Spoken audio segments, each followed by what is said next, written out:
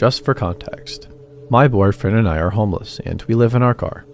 There is a road that leads to a quiet beach on the bay near some train tracks, and there is only one road to exit. So not a lot of people come down this way, unless it's for beach access. People going to work in the industrial plants on the road, none of which were open, or going to an AA meeting. Again, none of which were open at the time, or if they are sleeping in their cars as well.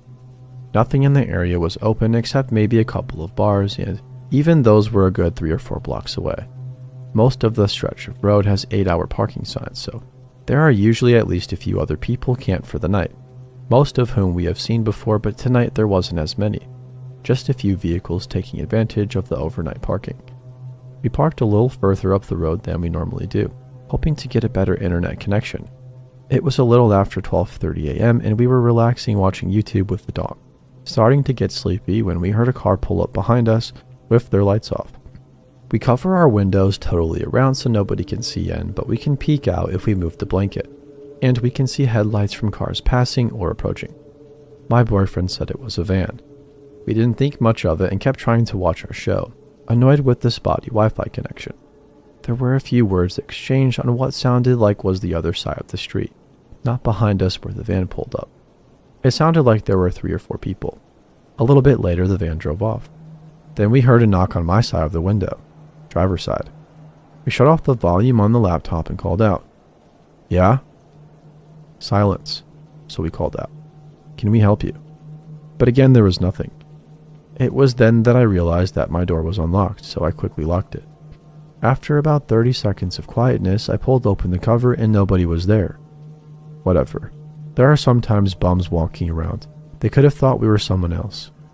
It was silent for a while, then we could see in the light of the street lamp, through the crack on the sun reflector covering the front windscreen, the silhouette of somebody walking around the front of the car slowly. It was another solid minute after we saw the movement before we heard a quieter tapping on the passenger side window. This time my boyfriend pulled the cover down almost right away, and again we didn't see who it was. Right after this, there was a knock on my door again. It was right about then we realized that there was still more than one person around the car. There was no time for one person to get from the passenger side to my side between the second and third knock, and we had heard more than one voice prior. I started to think that maybe not everybody had gotten back inside from the van before it drove off. So after the third knock, I pulled my window covers down again almost all the way. I'm super annoyed and on edge by now. There was a skinny white male, probably in his mid-30s to early 40s, holding a flashlight and something else scooped awkwardly in the other hand. Almost like he was keeping it under his sweater, but we couldn't make it out. The windows were steamed up from us breathing inside with the windows shut tight, so it was really difficult to see out. He said, "Hey, I need a jump." Interesting, since there are no stores nearby. No reason to be down here at 1 a.m. We said, "Sorry, we're just about to take off. We're in a rush." He got frustrated and whined. "Come on, I've been down here for hours." Okay, if he had been down here for hours, why did he A, not ask us to help him out about 45 minutes prior when we pulled up, parked, let our dog out to eat, go potty, etc., and get our bed set up? Or B, attempt to start the car at any point? We never heard a motor rev up and an attempt to turn the engine or even the jingling of keys. Another creepy reason is why I could only see him. He said I need a jump. I've been down here for hours when I could clearly hear that there was more than one person around, but we couldn't see them. For one reason or another, they were standing out of view, not making themselves known.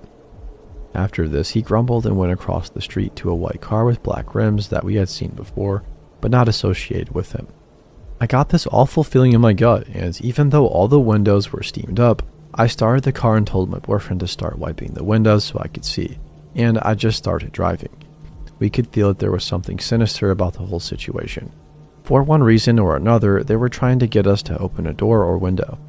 When that didn't work, they didn't respond because they didn't have a good reason made up yet, so after a couple of attempts to get us to open the door, they gave us the sob story, hoping we would get them out of the car so they could either steal the car while we were trying to help them or get to my boyfriend, either him directly or so they could get to me, or they were going to rob us for the laptop, which I am sure they could hear and see the glow of on the screen.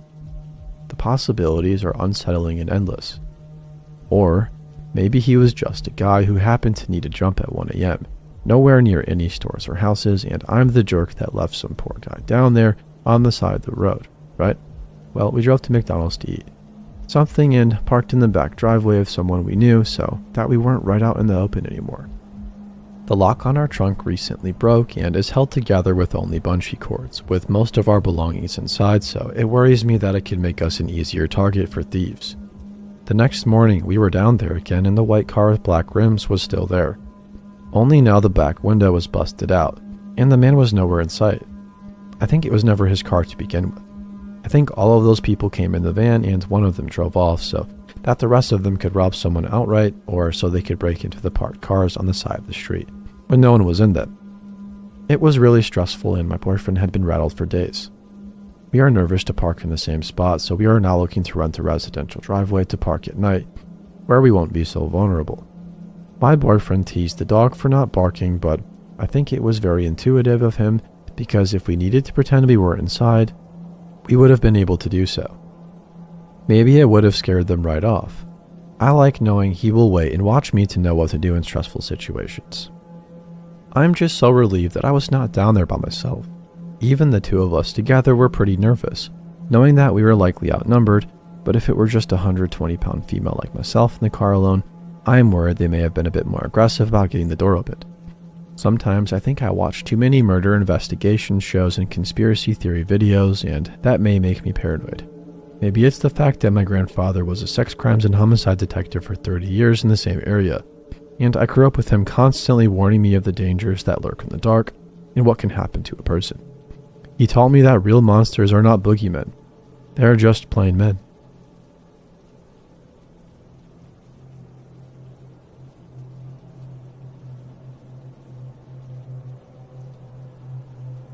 This happened about a year and a half ago. I was at work, night shift, a little past midnight and ordered DoorDash for myself and my supervisor since it was her birthday.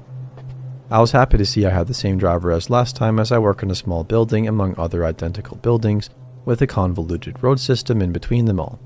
It can be a little bit confusing for somebody not used to it. I had been watching the map and went outside once he was close by. I stood under a cluster of bright lights in our parking lot. Wearing neon yellow, you couldn't miss me. I immediately get a call from my driver asking me to come to him. I look around and don't see anyone until I walk a couple of yards to the center of the lot. He's sitting on the side of my building by the dumpster, where there is no light. He also has his lights off. I'm thinking, what the heck, dude? I start waving my arms and telling him I'm in front of the building. He's on the side. He hangs up and just chills there for a minute, I guess. At this point, I'm really annoyed because our food is getting cold, and this guy delivered to me in this exact same spot a week before. Finally, he turns his lights on and comes over to me. As soon as he pulls up, he's speaking another language into his phone, which then translates to English. Something like, "Hello, I am practicing English. I need new friends. Will you be my friend?" And then puts the phone towards me. I feel like I am speaking to a child because, hello, this is inappropriate, and I just say, "Oh, that's a cool app," and look at him waiting. He keeps speaking into the app about needing friends, and I tell him my supervisor is waiting for me and reach my hand out for the food. He tries to touch my hand and then asks for my number. At this point, the fact that he had tried to get me in the dark plus his persistence turned my growing annoyance into fear. I tell him I need the food and he asks me to get in his car in perfect English. At this moment, somebody in my sister's building comes out and makes their way over to the lot. He finally gives me my food and scurries off, which freaked me out. Why after all that would he speed off at the sight of another person? Clearly his intentions were not good. I reported all of this to DoorDash at the time as well as my local police and on social media, and it turns out he'd done this to somebody who lives 2 miles away from me. She had also ordered late at night, and he apparently asked her if she lived alone and if they could hang out while holding her food hostage. DoorDash assured me that they had deactivated him, but his boldness plus the fact that he seemed to only drive late at night makes me think that he does this a lot and has probably already assaulted someone.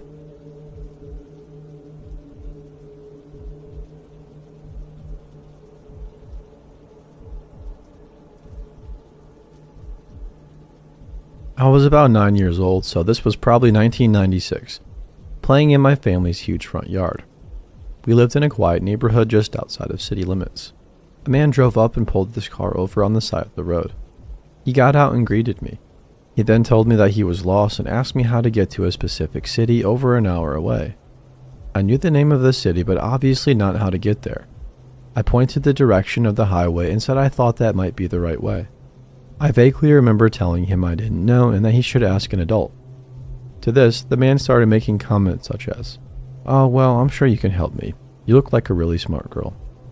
Then the man pulls out a map and sets it on the hood of his car, asks me if I can come show him on his map where the specific city was.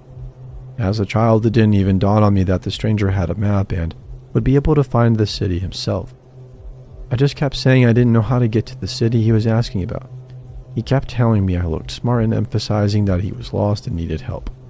And because somebody nearby was mowing their lawn, it was hard to hear, so the man would say he couldn't hear me and ask me to come closer. I didn't move closer, but he did. My parents had planted hedges around our yard, but at the time the shrubs were pretty short. At this point, the man had moved from the front of his car and started crossing the hedge line, asking me to come closer so he could hear me. Now here's the part I wasn't aware of, and my mom filled me in on when I was older. She and my dad were inside the home. We have a bunch of windows facing the front yard, but also a bunch of trees between the house and yard, so my parents wouldn't necessarily see me. My mom said our dog Annie, a 3-year-old German Shepherd, Golden Retriever, and Boxer mix, was going apeshit. Annie was barking non-stop while running from the door and windows over to my parents over and over again. My parents were in the middle of something and just thought Annie probably had to pee. My mom went to let Annie outside, and my mom said the moment she opened the door, she flew off the porch. My mom swears Annie was hauling ass so fast that the dog didn't even touch the porch. Now back to the scene between me and the stranger. He was at the hedge line, maybe 12 feet across from me. I'm just standing there and suddenly Annie comes shooting across the yard and stops in front of me. She was the sweetest dog and we have had her since she was a puppy. The runt of her litter, but still a good-sized gal considering her mix of breeds. Now here Annie was. She had a full-on mohawk from head to tail, standing straight up. She was baring her teeth, snarling and snapping towards the strange man. I remember looking at her and trying to get her to calm down. Still, this didn't stop the strange man. He slowly took a step forward into the yard. Annie seemed to be fully aware that this man had evil intentions because she never backed down. In fact, she kept me behind her and kept backing up, pushing me back. She was not going to let that man get past her.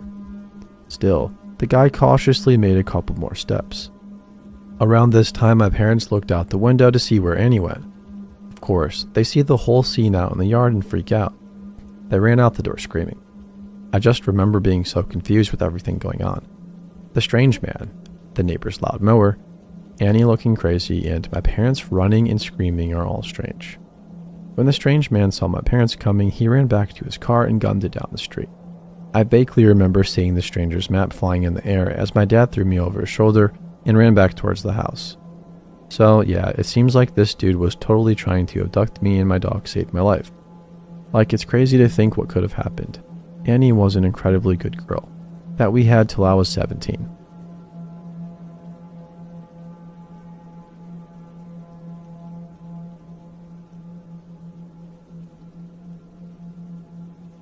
In my previous posts, I talked about the man that tried to take my sister off our front lawn. To recap, a year and a half ago, my adopted mother called me one day to go pick my little sister after she got on the wrong bus. When I got there, I found a strange man talking to her. I scared him off, but over the next few months, weird things kept happening around our yard. Finally, one of Rosie's coats disappeared and was returned hours later, with all the tears and rips fixed. After what seemed like months of asking the police for help, they said if anything else happened, they'd come over right away. That brings us to barely 24 hours later. It was a Saturday night and Claire was supposed to go out with Diane for dinner, a movie, and maybe some dancing. I was supposed to go out with my own girlfriend, and a neighborhood kid was supposed to watch all 4 kids. Diane's 2 and Claire's 2. The girl was like 14 and her parents lived 2 doors down and would be home all night. All of us were really unsure about it, and after much deliberation, I insisted that I'd be the one to stay home, and my girlfriend would come over to help. Keep me company, shall we say. Fast forward a few hours later, the kids had just eaten dinner and the ladies were ready to go out. I was inside getting dinner ready for me and my girlfriend, and they just left as she came up our driveway. I thanked her for changing her plans, and she let herself in. Bit of backstory on my girlfriend Tara. She's 19, but very tall and very thin. When she gets dressed up, she can look late 20s and be absolutely drop-dead gorgeous. However, when she's dressed down in sweats and a tank top, that probably won't stay on through the night. She's lucky to pass for legal to drive. That's a small detail that becomes important. So, we had a good night hanging out around the kids. The boys, David and Sam, are absolutely nuts over her and have been trying to steal her from me since they first met Tara. They don't leave her lap throughout the whole movie, and the girls, Rosie and Kaylee, wouldn't leave mine. Everything went smoothly, even bedtime, and before long all four of us are fast asleep, leaving us to finally go downstairs to enjoy our date. We have a romantic candlelight dinner a few hours late, but that didn't matter. Put on a movie that neither one of us paid any attention to and fell asleep on each other. It's nearly midnight when I hear the screaming. Flinging myself off the couch and out from underneath a very startled Tara, I take the stairs by the twos and end up in Rosie's room where she and Kaylee are in the bottom bunk shrieking. Both girls practically jump into my arms, nearly hysterical, and neither one can make any sense until I see Rosie pointing out the window. I feel Tara behind me and pass my girls off to her before turning off the light and looking out the window. He's there, standing out there in our front yard, staring up into Rosie's room at the top bunk where she had just been sleeping. My heart stops and I duck down before he can see me, my voice practically hissing as I tell Tara to take the girls into David's room, lock the door and call the police. I make sure they're in there before I check the window again and they're gone. Nowhere to be seen. My heart starts racing at this point and I double check the door. As I hear Tara on the phone with the police, the sound of the front door jiggling breaks me from concentration. I move to the stairs and watch from the windows as he moves from the front door to the back, trying each point of access he can find before turning back to the front yard. At this point, I'm set off like crazy. Not only am I kind of anxious for myself, but I also have Rosie upstairs who's already been traumatized by this guy. 3 other kids who are now awake and scared, and my girlfriend. 5 people I do absolutely anything to protect. Seeing him continue to try to each window and door, I panic as I realize he can get into our garage again, and that's where we keep our sports equipment, like baseball bats and hockey sticks. Things that could be used to break open windows. When I hear the garage door start to open, I lose it. The next thing I remember is the police showing up and Tara pulling me off the guy before the cops take him to the ground. As they get him in the back of the squad car, he's screaming and cussing at me. Tara fills me in that after she heard the front door slam open and she ran downstairs after me, and found me having tried to drag the man to the ground, the 2 of us throwing punches as I was screaming for him to never come near my family again. When they finally get him under control and come to talk to me, they explain that the reason they got there so quickly was that they had been in the area checking in on things when they found an abandoned car on the other side of the forest, directly across from where the forest ends beside our place. They found it suspicious and checked the car only to find kids' toys and pictures. When they got Tara's call, they knew the 2 were connected. When the 2 mothers got home, they revealed that the pictures they had found were of Rosie. Dozens of pictures on various days and in various places. The back seat was full of toys for a little girl and the trunk had clothes and blankets. When he finally confessed, he told the police that he'd been watching her for months before he even tried to take her off the lawn, that he was stopped by me, and that when he saw her mother go out and what he thought was a young teenage babysitter come over, my girlfriend Tara, he planned on breaking in to take her. He never really explained why, other than he wanted her, but he ended up getting charged with stalking a minor and misconduct. So the creepy guy that not only tried to take my little sister off the curb, but also stalked her for months and was going to break into our home to take her, doing who knows what to the babysitter and the other kids in order to do that. We've met more than I ever wanted to, and if I ever see you near her or the others again, I'll finish what my girlfriend stopped me from doing.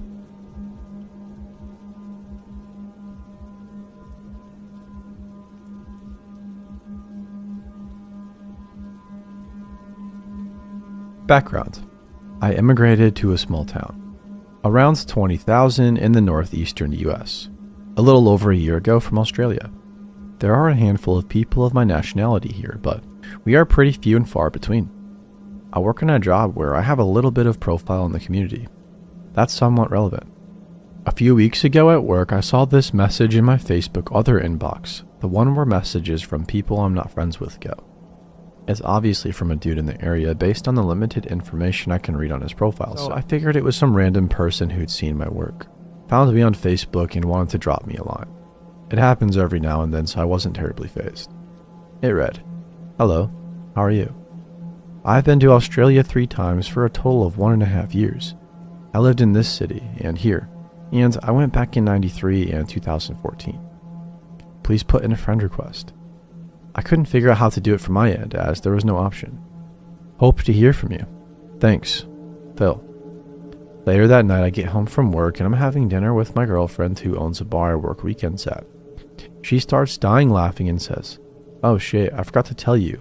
And you're going to kill me." My first customer today wanders in, and already I can tell he's a bit weird. He asked for a beer and I give him one. And then he asked me what age ranges of women come in here. I tell him like 25 plus, he says. That's my age range. I'm 44 and keep rambling on to her. Somehow he gets to the topic of Australia and how he's been there a few times. She says, "Oh, my boyfriend is that nationality actually." And I cut her dead off with, "Wait, is his name Phil?" She falls about laughing and is like, "Yup." I yelled, "F me, man." Apparently, he spent a good hour showing off his knowledge of my country's slang terms and geographical tidbits before asking where I lived. No, where exactly does she live? Like what street? What my full name was, and whether I worked there. He told her that he loves people of my nationality and that he's a state-certified guide so he could take me out canoeing or hiking or whatever. Yeah, like I'm gonna frickin' do that in the woods with a strange dude who tracked me down over Facebook just because I'm from a country he loves. He goes back into the bar 2 nights later, a Friday night, and my girlfriend texts me saying that he asked her whether he got my full name right because he sent me a Facebook message and he never responded. He then proceeded to repeat his repertoire of my country's lingo and told a handful of off-color jokes, offending at least one female bar patron. He said that he would be back the following night to see me. A snowstorm that weekend meant I dodged the bullet that Saturday night, but the following weekend he walked in the door of the bar as I was seating a couple of customers. I give him a token. "How's it going?" And he launches straight into, "Are you the nationality guy?" "Shit. Well, I'm one of them," I said. He perches himself right on a bar stool in front of me, orders a beer, and proceeds to talk nonstop. Rattles off all the places he's been, countless random trivia facts about my country. Do you know how much total area the continent consists of? And stuff like that. And all of the places he wanted to visit. He wasn't just intense and creepy, he had absolutely no situational awareness. It was a busy Saturday night in a bar. I'm the only bartender and I'm running around the room serving people, but he wouldn't stop talking at me the entire time. Thankfully, the girl sitting next to him was also not from around here. Colombian, I think, and he got distracted talking to her about taking her out into the woods. Eventually, he asked for his check, pointedly showed me the tip line and asked me if it was enough. It wasn't, but please screw off anyway, and left. Although initially my girlfriend had thought it was funny and that he was bent on meeting me, she quickly became creeped out by his behavior too. I managed to avoid him for a week or two after that. Until one Friday afternoon when the girlfriend and I were having a quick lunch at the pub before I went into the office. We sat at a table next to the main bar, and who should cut his conversation with the bartender, whom we know, in mid-sentence, turn around and stride over. "Your friendly neighborhood creep. I've got something to show you," he said, as he rummaged in the pocket of his jeans before pulling out a large handful of loose change. My country's change. Yeah, I've seen Australia's currency before. Do you actually carry that around with you all the time?" "Well, I love Australia." Yeah, that much is evident. He again gave me this shtick about how he wants to visit this city and that city for the 3rd time I've heard it now, and again failed to recognize my half-turned away, ignoring him body language. Mercifully, the bartender came over to take our order, and Phil left to pay his tab. The bartender brought over a slip of paper Phil had written his information on, in case anybody was interested in going out in the woods for outdoor activities. It was like something they'd find in Ted Bundy's Personal Effects. The handwriting and general layout of this note made me immediately and genuinely question this guy's grip on reality. He leaves and I breathe an audible sigh of relief. We start talking to the bartender about our other weird interactions with the guy. And of course, who should return quietly, probably hearing everything in the process, because He left his coat on the coat rack. He showed up at the bar again later that night while I was at the office, and told my girlfriend that he's also a profession that involves being around children. Ugh, want to know the best day of my life? He asked her. He said he was asked to speak to an audience of students at an all-girls private school one time, when he was in Australia in his 30s. Afterwards, he said he slept with one of the seniors. Somehow I didn't ask for further details. I haven't seen him since, thankfully, but he cropped up elsewhere in what I hope is a small world. Small town coincidence. I had relayed this story to a coworker last Friday after she told me a similar story about being harassed by a weirdo that she talked to on a dating website. Today, she says, I think the stalker outdoor guide who's following you around contacted me on a dating site. Sure enough, I look at his profile and it's him. No question. She takes a bunch of screenshots of what I can gather is his About Me section and texts them to me. They are the ramblings of a madman.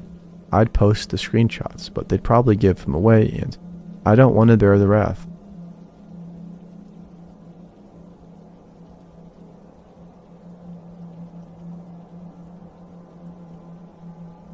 Every summer of my childhood, my whole family would travel to stay at my grandparents' home in a small town in Ohio. They didn't have a big house, so all 4 of us girls had to share a room, with me and my oldest cousin in one bed and my 2 middle cousins in the other. It was incredibly cramped, so we would try to stay outside as much as possible, attempting to find something to do. This particular summer, I was 9 and my cousins were 12, 13, and 16. It was the late 90s and we were bored out of our minds. So when the oldest said that she was taking a walk, we all begged to come along. I knew she was only taking a walk though so she could sneak out to smoke, but I didn't care. I just wanted out of the house. We'd usually walk for about a mile, go to McDonald's or a drugstore for snacks, then turn around and go home. It was evening and we were on our way back. I was getting bored, the novelty of leaving the house having worn off. The 2 middle girls were walking ahead, talking about boy bands, and the oldest was hanging behind, trying to hide the fact that she was smoking. Suddenly, I noticed a man with a dog about half a block behind us. I was so excited and hoped that he would get close enough that I could pet the dog. Sure enough, he starts getting closer. I didn't think the oldest was paying attention and the middle girls were way ahead, so I figured I could stay behind a bit and play with the dog. I start to walk toward the dog when my cousin grabs me and pulls me close. Don't, she whispers. He has a knife, just keep walking. I glanced behind us and sure enough, the man is holding a knife. He didn't say anything. He just kept following and staring at us. I had no idea that she was paying attention, let alone closely enough to notice the knife, but I'm glad she was. My cousin took me by the hand and hurried me home, trying to put as much space as possible between us and the man. We finally got home and ran inside. Thankfully, we never found out what he was going to use the knife for and we never saw him again. We also never walked after dark again. All of us are mothers now, and the idea of our kids being in this situation is terrifying. We try not to be helicopter moms, but we always try to have at least one of us with the kids and make sure the kids know the importance of being aware of their surroundings. There can be very scary people, even in areas that feel safe. Oh, and my cousin quit smoking and got really into healthy living, so that's good too.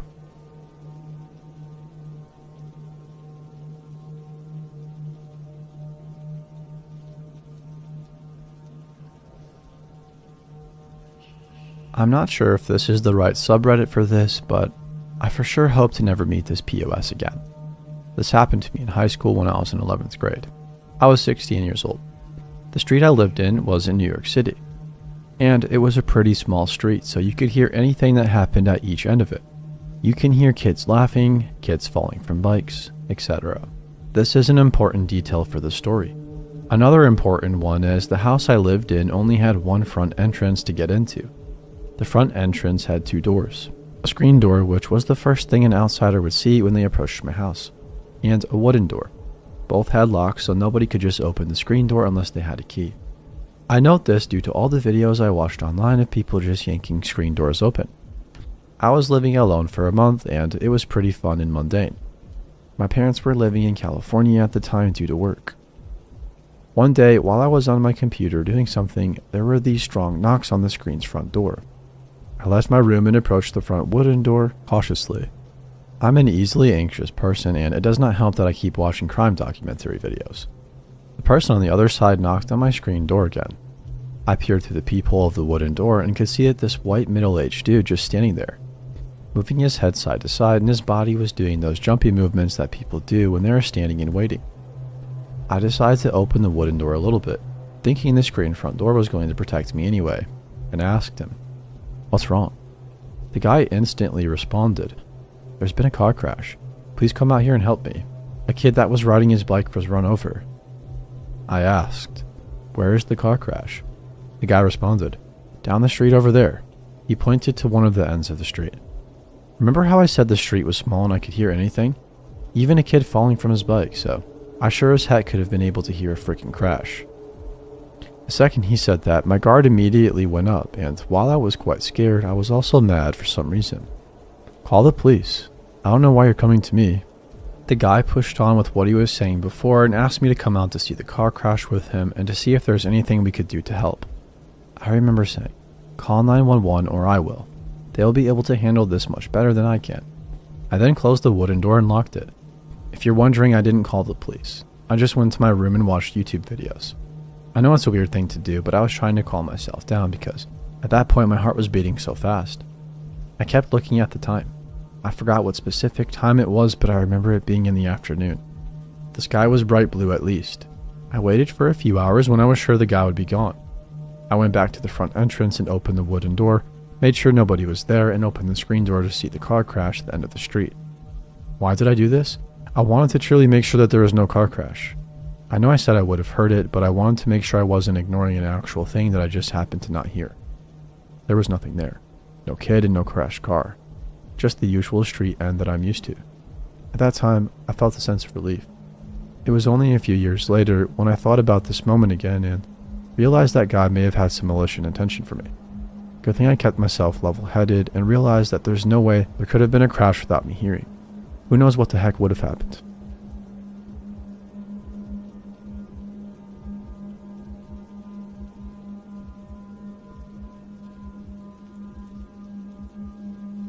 I'm still relatively new to Reddit, so I don't really know too much about it.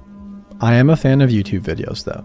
When I'm doing things around the house, I like to listen to readings on YouTube of Reddit stories, both hilarious and terrifying ones. One day, as I was cleaning, a video I was listening to finished and automatically played the next one, which was a stalker story reading. After hearing other people's encounters, I decided that maybe I'm ready to share one of mine too. I posted a story of mine earlier and I got a lot of positive reinforcement, so I think that I want to post another one. This is an encounter that went on over the span of maybe a month, then continued on from a distance for the next 2 years. This is a pretty long story, so I'm sorry if it gets boring. Growing up, I lived in a really small town. I don't mean footloose small. With a mere 14,000 people, I mean really small, with only 1,000 people when I moved here in the first grade. I didn't make any close friends all throughout my school days and wanted to get pretty far away. The farthest my parents would let me go for school, though, was a few states over to study Japanese at a private university in Ohio. My freshman year flew by. I met a ton of new people, and my Facebook exploded with friend requests from both domestic and international students alike. Not remembering everyone I met, I accepted them all. I was young and excited to make new friends. I ended up making a lot of good ones. I was actually kind of, dare I say it, popular. By my second year, the leader of my department had deemed me the big sister of the program. It was a small program, but I was usually the one that people would turn to for help. I was good at what I was studying and I was proud. There was a building on campus that was open 24 hours for students. It had couches, armchairs, and coffee tables on one half and tables and regular chairs on the other, separated by a big fireplace. There was also 2 little secluded loft areas for small groups that wanted a little more privacy. People would go there to study or even to just hang out with friends. There was a cafe attached to it, so it made it ideal for a study spot. Coffee plus students equal productiveness. Because I am a coffee fanatic, some might say coffee snob, I was always in the study building where I had access to coffee when I wasn't in class or catching those oh-so-rare hours to sleep. The only problem, well, if you can call it a problem, was that because I was the go-to person for the program, I would only sit down for a few minutes before somebody would come up and sit with me, be it to study or to chat. Usually the latter. When the end of sophomore year was rolling around, the dreaded exam time was approaching quickly. I was studying abroad my junior year and wanted to leave my school on a positive note. I was desperately trying to get some studying done, but people kept stopping to chat with me in the study building. Don't get me wrong, I'm not complaining like, oh wow, I'm so popular I can't even stand it. No, I loved my friends, but they couldn't really grasp the concept of silent studying. A few of them were already done with exams and just wanted to talk. I decided to try my luck in the library. Instead of heading to the story building, I went to the library and sat down at one of the little tables by a big window. I was on a roll. I had gotten through quite a few big projects and finished writing one of my presentations. I sat up a little straighter and stretched out my arms in front of me, letting out a satisfied sigh. A voice from behind me suddenly said, "Working hard?" The library wasn't a popular space to study. Everyone usually went to the study building or got some private rooms on the other side of the building, so the sudden voice behind me made me jump a bit. Yeah, I replied. He was a Chinese guy on the heavier side, a few inches taller than me. Sorry, do I know you? Now, I don't remember his name, so for this story, I'll just call him Chen. Yeah, we met at orientation. We are friends on Facebook, he said. His English was good, but sometimes his accent was hard to understand. He still didn't give me his name, but he looked at me so expectantly that I felt bad for not remembering him. Oh yeah, I blurted out. It's nice to see you. How are finals going? We talked a little bit about school and some other small talk. It was getting late though, so I excused myself to go back to my shared house for the evening. The next day, I avoided the study building again, hoping to get the same amount of studying done that I had the day before. I walked quietly into the hall, glancing around. I didn't see Chen, so I went to my table from the day before and sat down. It wasn't 15 minutes before he appeared, though, sitting down next to me and trying to strike up a convo. I was a little bit annoyed, but I stayed polite. I excused myself after about an hour of awkward conversation with the stranger and gave up for the evening. It was still early, but I grabbed some friends and we went out for dinner at a local diner. The next day, I decided to try again. I went into the library and, much to my dismay, I saw him sitting at my favorite table. At first, I was annoyed, but then I thought, wait a second, he is here first, so I can just grab a different table and he won't notice. I walked to the other side of the room, passing rows and rows of bookshelves, and sat down at a corner table. If he found me, it would have to be because he was actively looking. About an hour later, I heard footsteps heading around the quiet room. Then a quickened pace headed straight for me. Hey. I groaned internally, but put on a polite smile. Hey there. He had brought his stuff and sat down across from me. After a painful half hour, I finally gave up and decided to head home. The next day, I decided to talk to the front desk about getting a private room. They were on a different floor, so surely I'd be safe there. Nope, he found me. After knocking repeatedly on the door and staring at me, I could no longer pretend that I didn't see him or hear him, even with my headphones on. If I waited much longer, I'm sure the other people in the area would be just as annoyed as I am, so I didn't want to ruin their study time. I opened the door. Oh hey, I was actually just getting ready to leave. I lied. So soon? I was hoping you could check my English paper. Ah man, way to make me feel guilty. Well, I could spare a few. Cool. He pushed his way in, sitting down at the table. Sighing, I sat back down and took his paper. As I started checking it, he started talking about how he had never shared a meal with a girl before because he thinks it's such an intimate thing.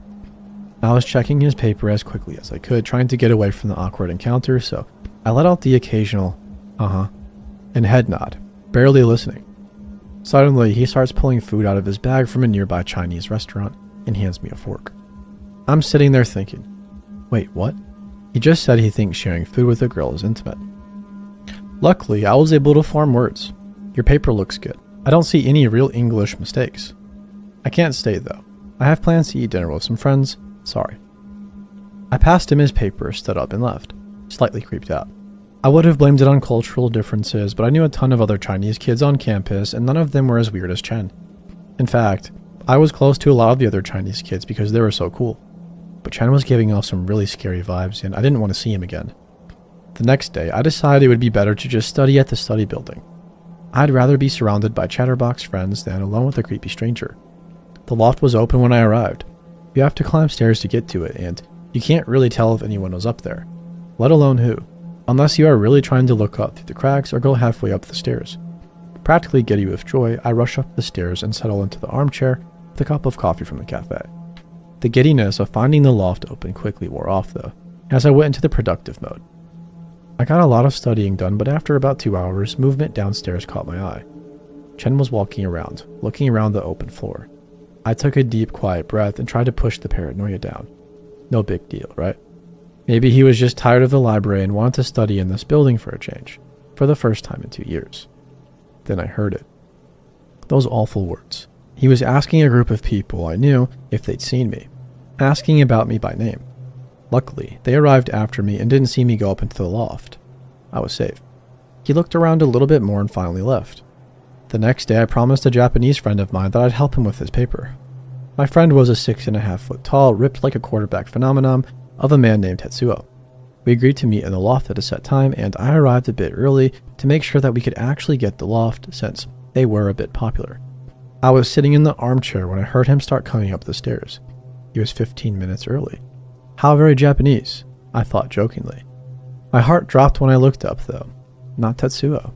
Chen. He silently stalked over to the sofa, dropped his things, and sat on the coffee table in front of me. He put a hand on each of the arms of the chair, locking me in, and proceeded to forcefully kiss me. He was bigger than me in both height and weight, so it took a lot to push him off me. I'm sure that the rush of adrenaline helped. "What are you doing?" I shrieked. "I'm in love with you. I want to be with you, and I want you to marry me and move back to China with me and start a family with me." He started to lean in again. I leaned back and tried to push him away. "Get away from me." He leaned back a little, but kept his hands on the arms of the chair and his knees on either side of mine, locking me in so I couldn't get away. "What's wrong?" What's wrong? Did he really just ask me that? Was he stupid as well as crazy? "You." "No. Just no. Get away from me." I tried to wiggle free, but he was stronger than me. "I don't even know you." "But I know you," he said. "I need you and I love you." I was about to scream for help when Tetsuo came pounding up the stairs in a rush. Chen may have been bigger than me, but Tetsuo was way bigger than Chen. He looked right at me, asking me in Japanese, "Are you okay?" I replied in Japanese, saying, "Help me." He started walking towards us, and Chen immediately leant back and let me go. Tetsuo took my hand, pulling me to sit on the sofa right next to him, saying in English, "You promised to help me with my English paper." I was shaking, but I felt significantly safer with Tetsuo there to help me. He could easily take down Chen if it came to that. Chen didn't leave. He sat in the armchair I had just vacated and waited. Did he think that Tetsuo would just leave and he could continue to harass me? We finished Tetsuo's paper in about an hour. I took my time explaining certain grammar points and spelling patterns, hoping that we could take long enough and Chen would give up and go away. But he didn't. Tetsuo got up and stood between my stalker and me. "Let's get some dinner." He picked up my stuff, took my hand, and pulled me down the stairs without a second glance at Chen. We didn't get dinner.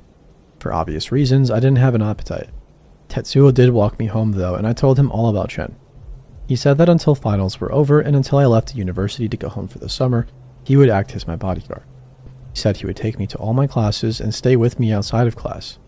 He was true to his word, but Chen always was within view. The day of my last exam and the day I was leaving, I met with Tetsuo in the study building. We looked around and didn't see Chen. With that, I said I was going to buy a coffee from the cafe. Upon entering the cafe, I rushed to the counter and ordered my usual, a medium black coffee. My blood turned to ice as a voice behind me said, "Make it a large one on me." Chen. He was always hidden in the cafe, knowing that I would be going there for my coffee like always. "Nah," I told the woman behind the counter. "My usual medium, please. I'll be paying for it myself, too." "Let me," he insisted. There was a little bit of back and forth between us. Thinking that we were a couple or something, the woman behind the counter smiled and said, Just let the guy get you a cup of coffee." I begrudgingly agreed and rushed away as soon as it was in my hand. He was still paying. He caught up to me before I could reach Tetsuo, though. So close. There was a pillar in the way, though, so Tetsuo couldn't see me. Every time I tried to move, Chen stepped into my path and stopped me. He began begging again. Marriage, family, China. No, no, and no. Tetsuo realized I was taking too long and came to rescue me, telling Chen to stay away from me. As we were walking away, Chen said, "I won't give up. Not ever. Not even if you marry someone else." I took my last exam and moved back to Illinois that evening. I did find Chen on my Facebook and blocked him. It wasn't hard to locate him after he started liking all my photos. I studied abroad in Japan for a year and had to go back for my uni for senior year. I had a boyfriend then who is now my husband. A friend and I rented a house just off campus, but the internet wasn't going to be set up for another few days, so I went to use the free Wi-Fi at the study building. While I was talking to my boyfriend, who was still in Japan, Chen appeared in front of me. He immediately began trying to talk to me, then noticed I was talking on the phone and decided to stand there silently staring and waiting. My blood went cold again and I began to panic, telling my boyfriend in Japanese what was happening. I told him about Chen while we were in Japan. He told me to run away or to find somebody nearby to help. Instead, the anger in me began to rise. I wasn't some pitiful little girl that needed help whenever something happened. When I was in Japan, I had experiences that demanded I stand up for myself, and this time wasn't any different. I looked at him and said, "I'm talking to my boyfriend, please leave me alone." He stood there staring at me for what felt like hours, though I'm sure it was only a few moments. After narrowing his eyes and glaring at my phone, he walked away. I managed to avoid him for most of the year, but I always saw him lurking nearby, staring. Because I was almost always surrounded by friends, though, he never dared to come near and beg for marriage again. He tried to approach me more than once when I was alone, but I made it clear to him that I would scream if he touched me. I kept to public places and made sure to never ever be in an empty place. I think it helped that Tetsu was usually by my side too. I live in Japan now with my husband. It's been 3 years since I graduated and I haven't seen or heard from Chen since.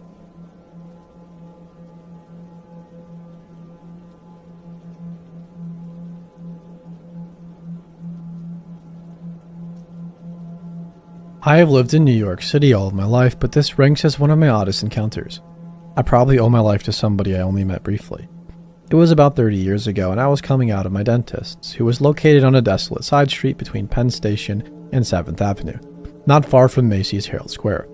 At about 6:30 p.m., my dental work finished, and the sun was just starting to set. I walked out of the appointment only to run into a man who repeatedly intentionally body slammed me while pretending it was an accident. I had formed an intention to say nothing, but to slowly edge my way closer and closer to the open door of the chock full of nuts and make a quick dash for the entrance. Again and again the man said, "Excuse me, miss," and slammed into me from the street side as I tried to pick my way across the sidewalk to the open door. He must have stepped back and hit me 6 or 8 times when, out of nowhere, a large man stepped forward and said, "Miss, where are you going?" Terrified that they were a tag team, I said, "I'm trying to make my way to the 6th Avenue subway entry at Macy's." This mysterious guy grabbed me and propelled me so quickly the couple of blocks to the subway that my feet didn't touch the ground, even though I was a young woman of large size and a former distance runner who would move with great speed. The mysterious man took me right to the train, then disappeared. My dad said he was probably a plainclothes cop. I never knew who he was or what the other guy was trying to pull, but I will always be grateful for having been saved from something quite potentially bad.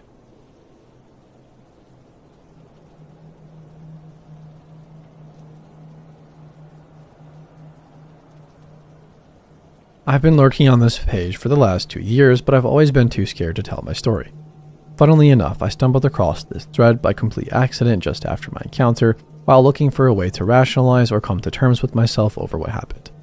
I've had some creepy encounters in my time, but I've never had something as full-blown as this. This experience single-handedly put my life on hold and gave me a whole range of stress and anxiety. Throwaway account to protect my own identity, as well as being a first-time poster. This happened approximately 2 years ago. I was around 18 and I had been moving houses quite a lot before I finally moved into my current house and also the house these events take place in. I was working at some shitty commission-only job in the city while living in the area of my city known to be extremely rough around the edges and for its high crime rates. A few people in my town drive beautiful sports cars, despite living in crappy houses, and I fell in love with the gold one that I was constantly seeing around the streets. I can't exactly pinpoint exactly where it started, but one day I was leaving my town shopping center, probably picking up pet food or munchies. Sounds about right, to be honest, when I picked up on a car driving erratically behind me, swerving through multiple lanes of traffic to keep up with me and trying to get my attention. The car was full of men aged 20 to 30, and once they realized I had seen them, they were ecstatic. I passed it off as boys being boys and just some odd catcall, and I turned into a side street so as not to lure them to my house. I was new to the area and didn't realize I turned into a dead-end street that linked back around to the road I was on, and to my annoyance, these guys followed. Not wanting to delay getting home, I decided to just speed like a maniac to my street, pull a U-turn in the side street next to my house, small cars for the win, quickly pull into my driveway, and park the car behind my house and out of view from the street. Satisfied, I took my keys out of the car and walked around to the front door. I remember being a naive idiot, smirking to myself while noticing this car full of guys hadn't made the U-turn in time and were now driving slowly up and down my street looking for me. I felt like a complete badass and went inside. But here's where the creepiness begins. It was about a month or two after that encounter, and to get to work and avoid traffic, I was catching the train to the city, which was right near my house. One day in the afternoon, while coming home from work, there was a semi-trailer driving down the road. Something not uncommon, as my street was off a major road between two towns, and we were constantly upgrading the road.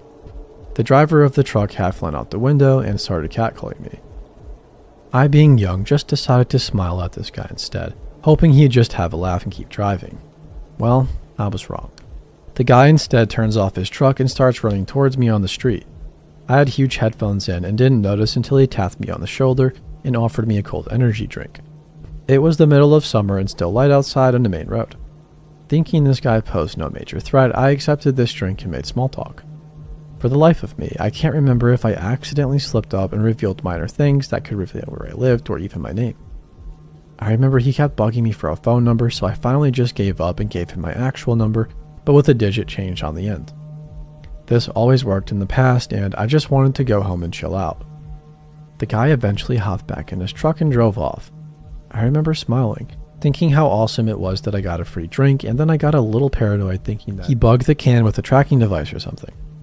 I laughed it off, thinking of how stupid that was, posted the drink on my public Instagram, and went on with my day. A few weeks later, and there were some tradespeople working on my street. They'd occasionally catcall and come up with stupid one-liners that I'd post on my Facebook, laughing with my friends about how forward and amusing they were.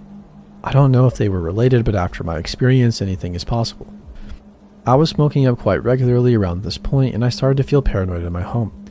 At first, I brushed it off as a minor side effect of the weed. However, I couldn't quite shake the feeling of being watched. I started to receive phone calls from private numbers that wouldn't say anything on the other end. I joked with my friends about a stalker I had leaving cartons of beer on my driveway and switching the sensor lights on in the backyard near my bedroom window. I had a sensor light on my front porch stop working all of a sudden, and I assumed it had just blown out. I felt completely on edge, like I was being watched through the windows. I'd hear footsteps on my front porch when I was in the living room, and at night I would keep waking up for no reason. I'm a heavy sleeper, so it struck me as odd. I spammed calls to my local police station for weeks, telling them I thought somebody was in my backyard or on my front doorstep. However, by the time they would drive out, they'd take a look around the place, find nothing, see my red eyes, and just assume that I was another paranoid user. Eventually, my cat started acting strange. She started hissing and jumping at my bedroom window, running around the house and howling.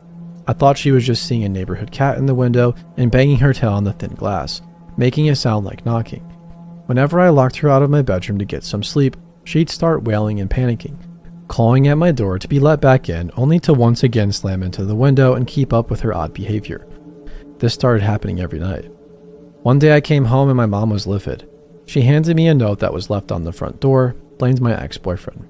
He was an abusive POS and demanded I hand it in and go to the police in person. I took the note to the police. I think it said something like "found you, thought you could hide," or something along those lines, so all signs pointed to my ex. I calmly gave the police my ex's number in the note, and we all laughed about it, and they promised it would stop. It didn't. My friends started to grow concerned, and I told a few of them that I believed it was my ex. A few of my male friends, bless them, made a game out of waiting for my ex to come back to my house so they could take matters into their own hands. They would drive by a few nights to make sure I was okay, and I started sleeping with the lights on. One night, it was 1 a.m. I was awoken up by my cat howling and my phone ringing off the hook. "Get out of your house now. It's not your ex." It was one of my friends. I panicked, grabbed my cat, packed a bag, and sped to my friend's house. That night, everything fell into place. My friends had noticed a man lightly tapping on my window and staring at me around 12:30. The man noticed he was being watched and quickly peeled off in his gold sports car. While I drove to another friend's house to be consoled, my other friends followed this man half across the city, trying to confront him. Eventually, he turned into a block of apartments and ran inside. Spooked out and deciding they didn't have enough manpower or intimidation, they decided to call it a night, call the cops, and come back later to suss the guy out. The next day, the police turned up at the house, did a small look around, and left, claiming that there was no evidence and nothing they could do. A few days later, my friends, not accepting this for an answer, decided to come back to the apartment and start looking around. They asked a few neighbors for a guy matching their description, and while they did know the man, he wasn't very sociable and his car had apparently not been around for a few days. A week later, I received a box of items on my front doorstep and my heart sank. There were photos, dozens of them of me at work, in my house, sleeping, catching the train. Photos of my friends, photos that I didn't even know how they were taken. A small book containing Tumblr, YouTube, and Instagram addresses, my hobbies, where I worked, etc. The most concerning of all was the light bulb to my front porch and some underwear that had gone missing from my clothesline, all neatly piled together in this box. And then it just stopped after that. I never received anything else, and my friends watched my house for a few weeks and saw nothing. The scariest thing is I can never put a face to a name, and I constantly live on the edge of whether or not this will happen again. Sometimes I have sleepless nights, like tonight where I stay awake listening out for a tap at the window or footsteps on the driveway, but nothing ever happens.